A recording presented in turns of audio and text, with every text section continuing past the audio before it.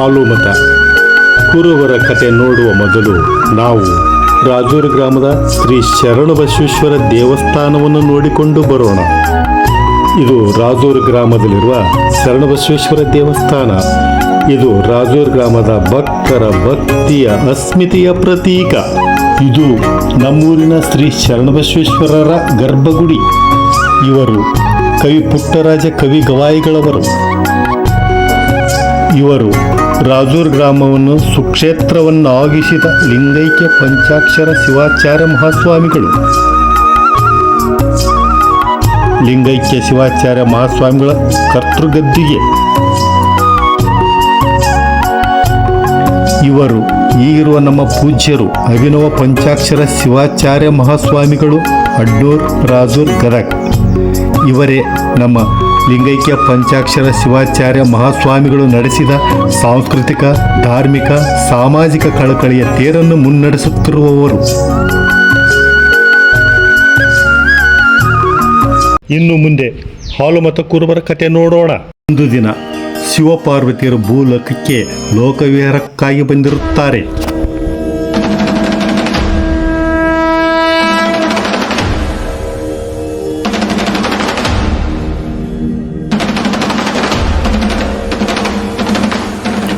ಭೂಲೋಕವನ್ನು ಸುತ್ತುತ್ತಾ ಶಿವಪಾರ್ವತಿಯರು ಭೂಲೋಕದಲ್ಲಿರುವ ನಯನ ಮನೋಹರ ರಮಣೀಯ ಸ್ಥಳಗಳಿಗೆ ಮನಸೋಲುತ್ತಾರೆ.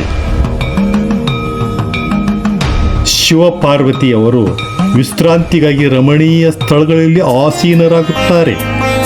ಆಸೀನರಾದ ಪಾರ್ವತಿ ದೇವಿಗೆ ಶಿವನ ಮೇಲೆ ಮೋಹ ಹೆಚ್ಚಾಗಿ ಅವಳ ಎದೆ ಹಾಲು ತನ್ನಿಂದ ತಾನೇ ಧರಣಿಯ ಮೇಲೆ ಬೀಳುತ್ತದೆ.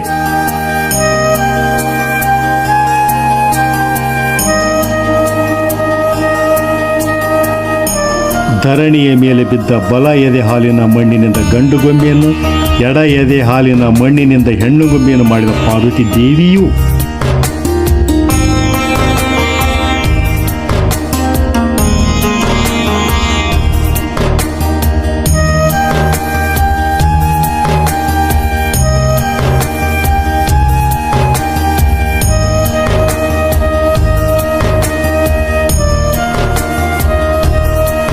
ಆ ಎರಡು ಗೊಂಬೆಗಳನ್ನು ಶಿವನ ಮುಂದೆ ಇಟ್ಟ ಪಾರ್ವತಿ ದೇವಿಯು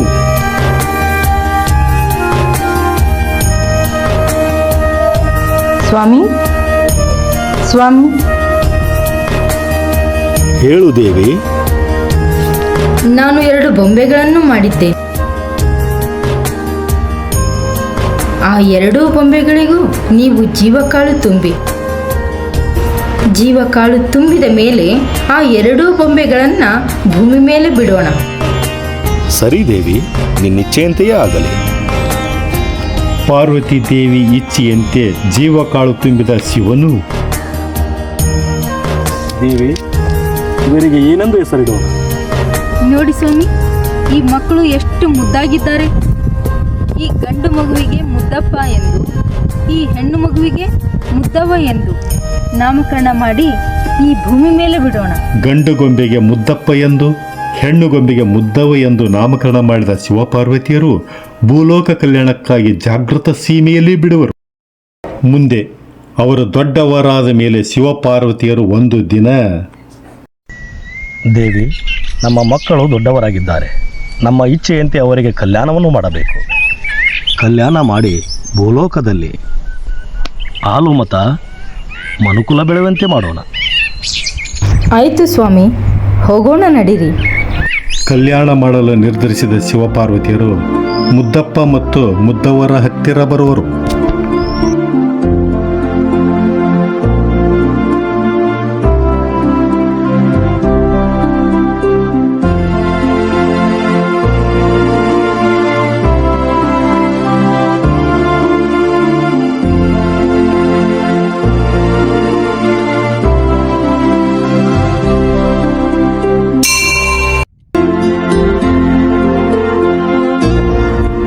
ಮುದ್ದಪ್ಪ, ಮುದ್ದವ್ವ,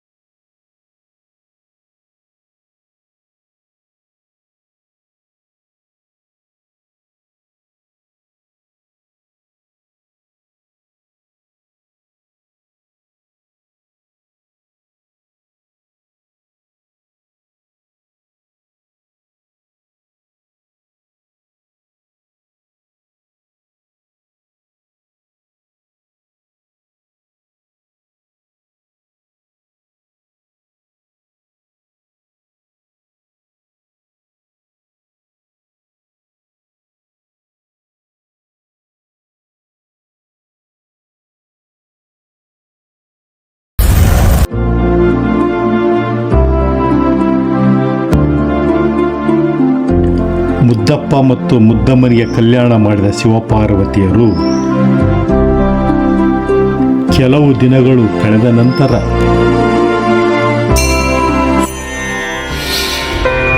ದೇವಿ, ತುಂಬಾ ದಿನಗಳಾಯಿತು. ನಮ್ಮ ಮಕ್ಕಳಾದ ಮುದ್ದವ್ವ ಮತ್ತು ಮುದ್ದಪ್ಪನನ್ನು ಇರೇ ಇಲ್ಲವಲ್ಲ. ನಾನು ಅವರನ್ನು ನೋಡಿಕೊಂಡು ಬರುತ್ತೇನೆ. ಆಯಿತು ಸ್ವಾಮಿ, ನಿಮ್ಮ ಭೇಟಿಯ ಹಿಂದೆ ಯಾವುದೋ ಒಂದು ಸತ್ಕಾರ್ಯವಿರುತ್ತೆ. ಹೋಗಿ ಬನ್ನಿ. ಶುಭವಾಗಲಿ.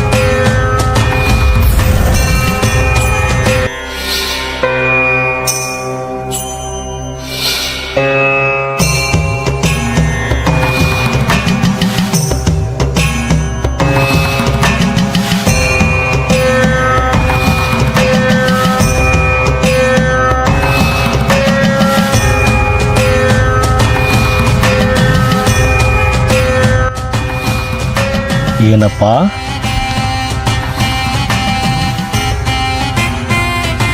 ನಾನು ತುಂಬಾ ದೂರದಿಂದ ನಡೆದುಕೊಂಡು ಬಂದಿದ್ದೇನೆ. ಹೊಟ್ಟೆ ತುಂಬಾ ಹಸಿತಾ ಇದೆ. ನನಗೆ ತಿನ್ನಲು ಏನಾದರೂ ಕೊಡುವೆಯಾ? ಹೌದಾ ತಂದೆ, ಇರಿ, ತಿನ್ನಲು ನಿಮಗೆ ಏನಾದರೂ ತಂದು ಕೊಡುತ್ತೇನೆ.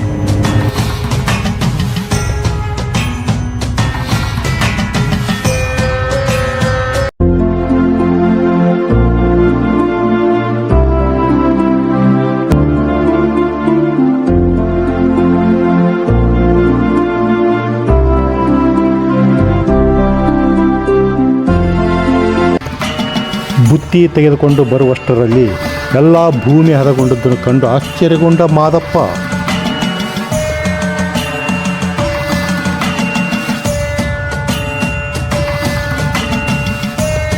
ಯಾರು ತಂದೆ ನೀವು?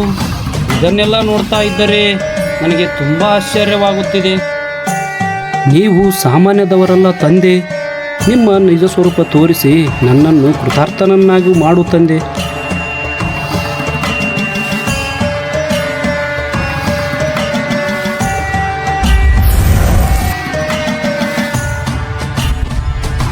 ಮುದ್ದವ್ವ,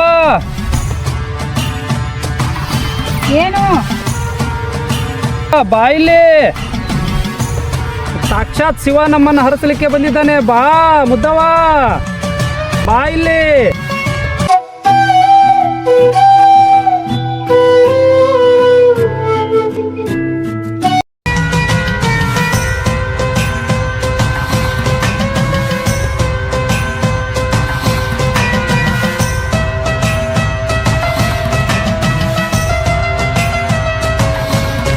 ತಲೆ ಮೇಲಿನ ಬಾಲಹುಳ ತೆಗೆದುಕೊಂಡ ಶಿವನು, ಯಾರು ನೀನು? ನನ್ನ ಜಡಿಯಲ್ಲಿ ಇಲ್ಲಿ ಬಂದೆ. ತಂದೆ, ನಾನು ಪಾತಾಳ ಲೋಕದಲ್ಲಿ ಜಲಕನ್ಯರೊಂದಿಗೆ ಇದ್ದೆ. ಜಲಕನ್ಯರು ನಿಮ್ಮನ್ನು ನೋಡಲು ಬಂದಾಗ ಅವರೊಂದಿಗೆ ಬಂದೆ. ನಿಮ್ಮ ಮಾಯೆಯಿಂದ ನಾನು ನಿಮ್ಮ ಜಡೆಯಲ್ಲಿ ಸೇರಿಕೊಂಡೆ. ನನ್ನನ್ನು ಹರಸು ತಂದೆ. ಹಾಗಾದರೆ ನೀನು ಈ ಹುತ್ತದಲ್ಲಿ ಇರು. ಕೆಲವು ದಿನಗಳ ನಂತರ ನೀನು ಸಿಂಬೆ ಕೂಡಿನ ಟಗರಾಗಿ ಜನಿಸುವೆ. ನಿನ್ನಿಂದ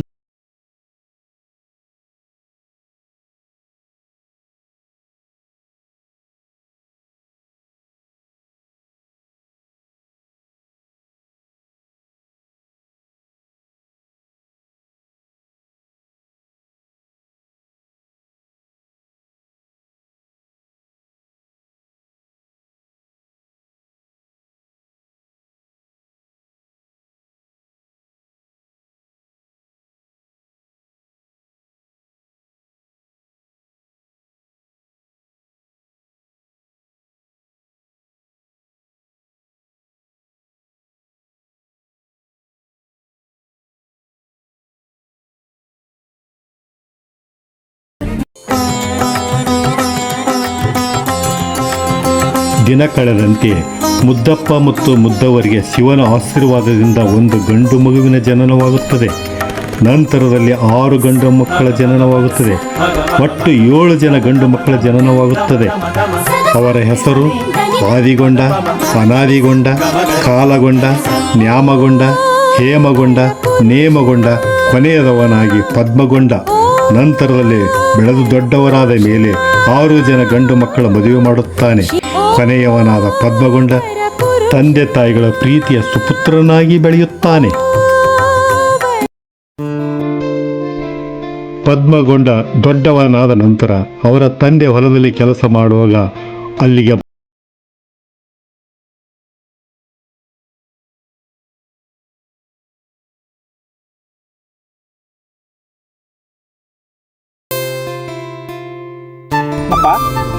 ಇಷ್ಟೆಲ್ಲ ಕೆಲಸ ಮಾಡ್ತಿದ್ರಲ್ಲ, ಬಿಟ್ಬಿಡಿ.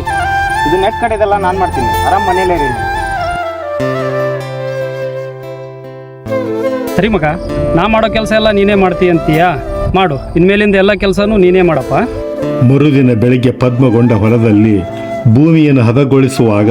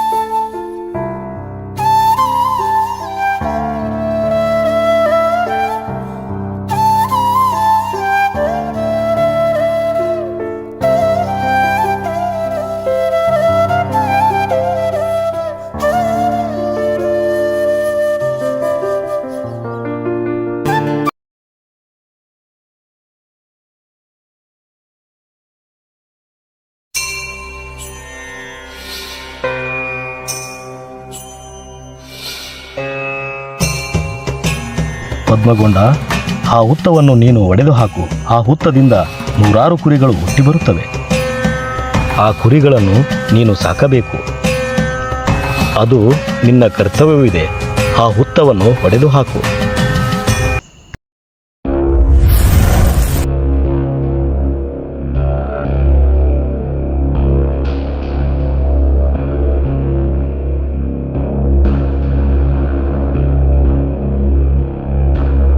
ಅಪ್ಪ ನೋಡಿದರೆ ಆ ಹುತ್ತವನ್ನ ಮುಟ್ಬೇಡ ಅಂತ ಹೇಳಿದ್ರೆ, ಶಿವಪ್ಪ ನೋಡಿದರೆ ಕನ್ಸಲ್ಲಿ ಬಂದ್ಬಿಟ್ಟು ಆ ಹುತ್ತ ಹೊಡೆದಾಕು ಅಂತಾನೆ. ಎಲ್ಲ ಆ ಶಿವನ ಇಚ್ಛೆ, ಹೊಡೆದಾಕಿದ್ರೆ ಆಯ್ತು. ಏನಾಗುತ್ತೋ ಮುಂದಿನ ನೋಡೋಣ. ಶಿವ ಶಿವ.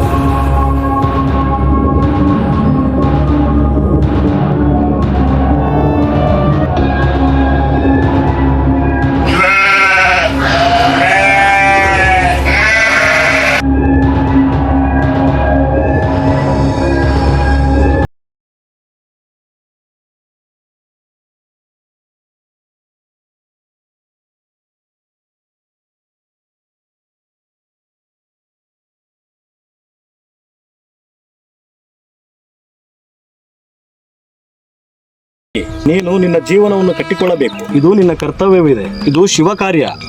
ನೀನು 7ನೇ ಜನ್ಮದಲ್ಲಿ ಮಾಲಿಂಗರಾಯನಾಗಿ ಜನಿಸುತ್ತೀಯ. ನಿನ್ನಿಂದ ಈ ಭೂಮಿಯ ಮೇಲೆ ಹಾಲು ಮತ್ತು ಉದ್ಧಾರವಾಗಬೇಕಾಗಿದೆ. ಧರ್ಮದ ಉದ್ಧಾರವಾಗಬೇಕಾಗಿದೆ. ನೀನು ಇಂದಿನಿಂದ ಈ ಕುರಿಗಳನ್ನು ಬೆಳೆಸು. ತಥಾಸ್ತು.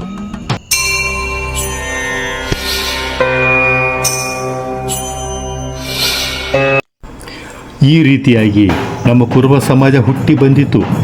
ಪದ್ಮಗೊಂಡರಿಗೆ ಅಣ್ಣ ತಮ್ಮಂದಿರೆಲ್ಲರೂ ಸೇರಿ ಸಿಂಕಾದೇವಿ ಜೊತೆ ಹತ್ತಿ ಕಂಕಣ ಕಟ್ಟಿ ಮದುವೆ ಮಾಡಿದರೆ, ಶಿವಪಾರ್ವತಿಯರು ಶಿಮ್ಲಾದೇವಿ ಜೊತೆ ಉಣ್ಣಿ ಕಂಕಣ ಕಟ್ಟಿ ಮದುವೆ ಮಾಡಿದ್ದರಿಂದ ಪದ್ಮಗೊಂಡರಿಗೆ 2 ಹೆಂಡತಿಯರಾದರು. ಕುರುಬ ಸಮಾಜದಲ್ಲಿ ಹತ್ತಿ ಕಂಕಣ ಮತ್ತು ಉಣ್ಣಿ ಕಂಕಣ ಎಂದು ಇಂದಿಗೂ ಸಂಬೋಧಿಸಲಾಗುತ್ತದೆ. ಇದೇ ಸಂದರ್ಭದಲ್ಲಿ ಕುರುಬ ಸಮಾಜದಲ್ಲಿ ಹುಟ್ಟಿದ ಮಹಾನ್ ವ್ಯಕ್ತಿಗಳನ್ನು ಸ್ಮರಣೆ ಮಾಡೋಣ. ಗುರುವಿಗೆ ರೇವಣಸಿದ್ಧರು, ರಾಕ್ಷಸ ಸಂಹಾರಕ್ಕೆ ಕರಿಸಿದ್ಧರು, ಭಕ್ತಿಗೆ ಕನಕದಾಸರು, ಕಾವ್ಯಗಳಿಗೆ ಕಾಳಿದಾಸರು, ವಿಜಯನಗರ ಸಾಮ್ರಾಜ್ಯಕ್ಕೆ ಹಕ್ಕ ಬುಕ್ಕರು, ಮೌರ್ಯ ಸಾಮ್ರಾಜ್ಯಕ್ಕೆ ಚಂದ್ರಗುಪ್ತರು, ವಚನಕ್ಕೆ ಆರುಢ ಸಿದ್ಧ, ಡೊಳ್ಳಿಗೆ ಹರ್ಯಾಳ ಸಿದ್ಧ, ಸತ್ತ ಕುರಿ ಬದುಕಿಸಿದ ಶಾಂತ ಮುತ್ತಯ್ಯ, ಕಂಬಳಿ ಬೀಸಿ ಮಳೆ ತರಿಸಿದ ಲಡ್ಡು ಮುತ್ತಯ್ಯ, ರಾಯಣ್ಣ ಕ್ರಾಂತಿಗಾದರೆ ಅಶೋಕ ಶಾಂತಿಗೆ, ಇಟಗಿ ಭೀಮಮ್ಮ, ಸಜ್ಜಲಗುಡ್ಡದ ಶರಣಮ್ಮ, ಚಿಂಚೋಳಿ ಮಾಯಮ್ಮ, ಅಹಲ್ಯಾಬಾಯಿ ಹೋಳ್ಕರ್, ಹೀಗೆ ಕುರುಬ ಸಮಾಜದಲ್ಲಿ ಹುಟ್ಟಿ ಸಮಾಜಕ್ಕೆ ಅನರ್ಘ್ಯವಾದ ರತ್ನಗಳಾಗಿದ್ದಾರೆ.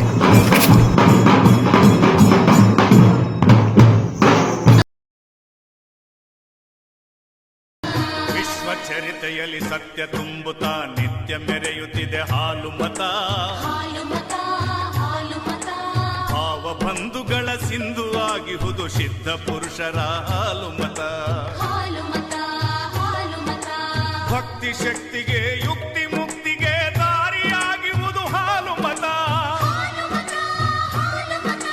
ಹಾಲಿನಂತೆಯೇ ಶುದ್ಧವಾಗಿಹುದು ದಿವ್ಯ ಧರ್ಮ. ಸ್ವಾಮಿ,